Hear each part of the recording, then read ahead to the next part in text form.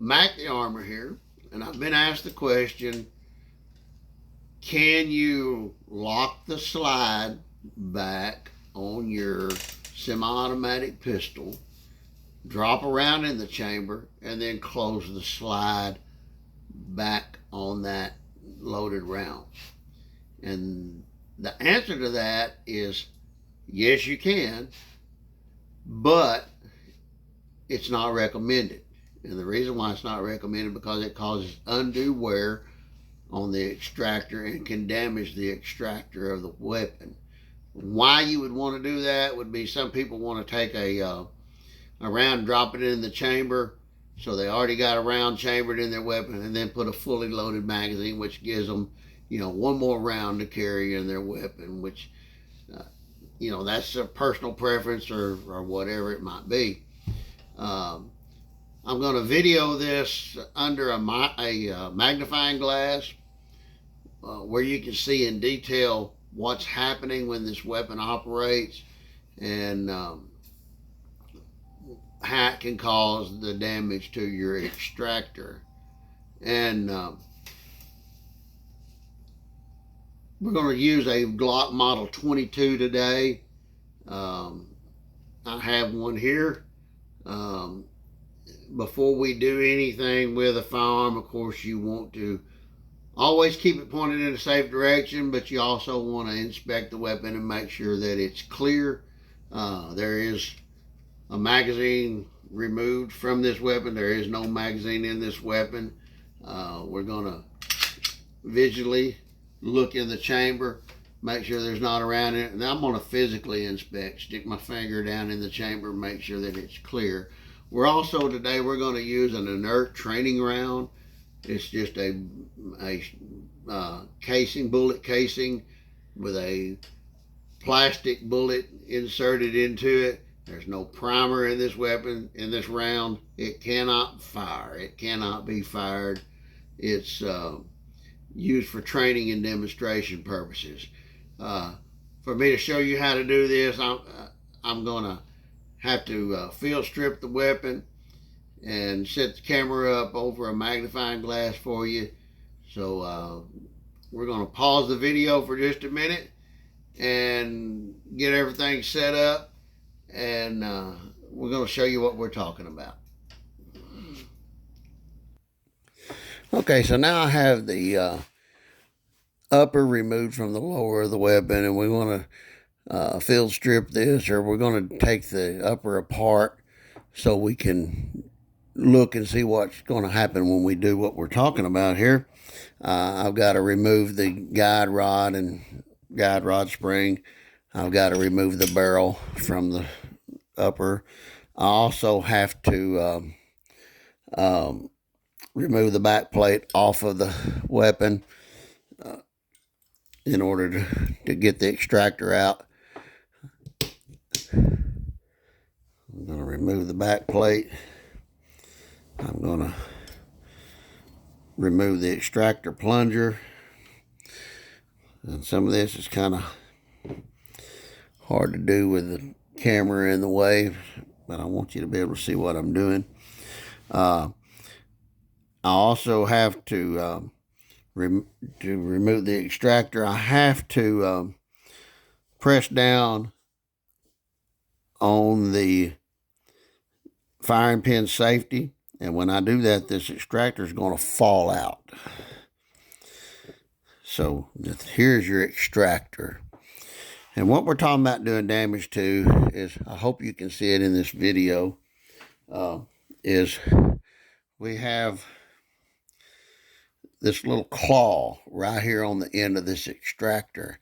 And that's what's going to get damaged when you close your slide onto a round that's loaded into the chamber already. And the extractor just drops into the upper like so. And of course, here's what the barrel looks like out of the weapon with the round loaded into the chamber. So what's happening when we close that slide is this extractor has to push over the back of that round to lock into position behind the rim of this round. And when it does that, it can cause damage to that claw. When the weapon takes a round out of the magazine, the round comes up, and this extractor is already in place, and the round comes up and slides underneath the extractor. It doesn't push it over the back of that rim.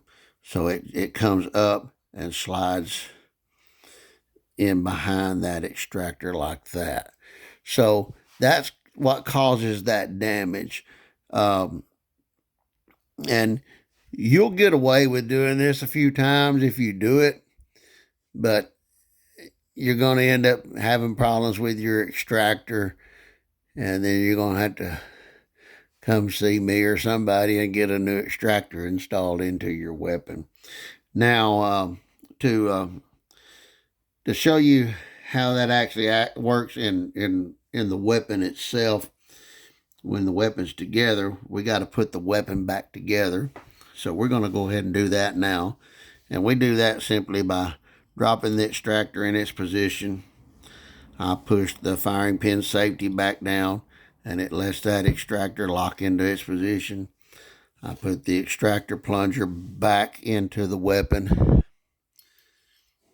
like so. And now I'm ready to go ahead and replace the back plate. And I'm trying to do this and keep the camera where you can see it. And I don't have enough room, so I'm going to have to do it off of camera. So give me just a second to do that.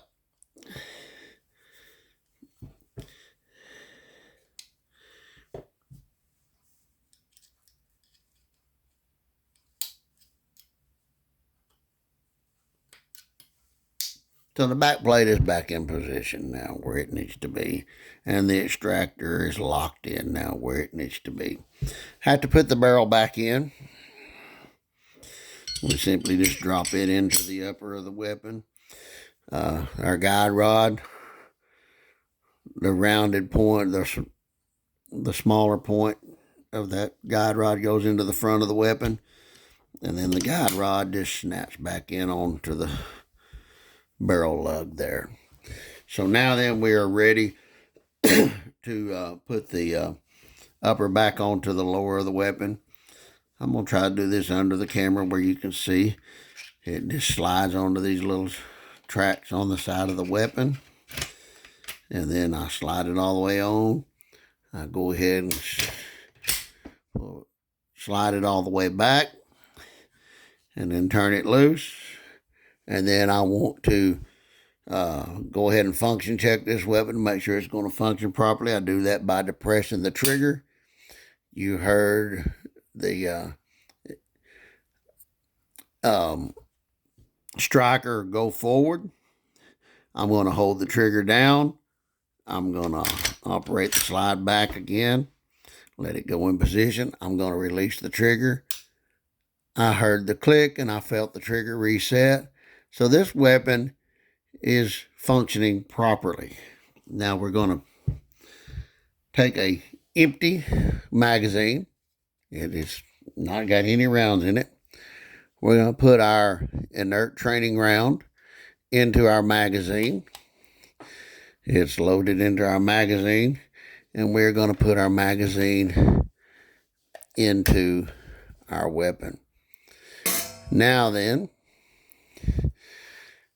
what we're going to do is we're going to try to, while holding this under this camera, I'm going to try to let you actually see the weapon pick up the round out of the magazine and take it into the chamber, or into battery, as it's called. And we simply pull the slide back, and when we turn the slide loose, I'm trying to hold on to it and do it slow where you see it engages that round in that magazine and it starts picking that round up. And that round slides in behind that extractor. That extractor is now in that groove of that round. So it didn't go over the back of it and cause any damage. And if we let it go all the way forward, now this weapon is in battery. And if this were an actual round, it would be ready to fire. I hope this helps you. We don't want to cause any undue wear and tear on our weapons. We don't want to damage our weapons. We want to keep our weapons happy. So y'all have a good day, and we'll see you down the road.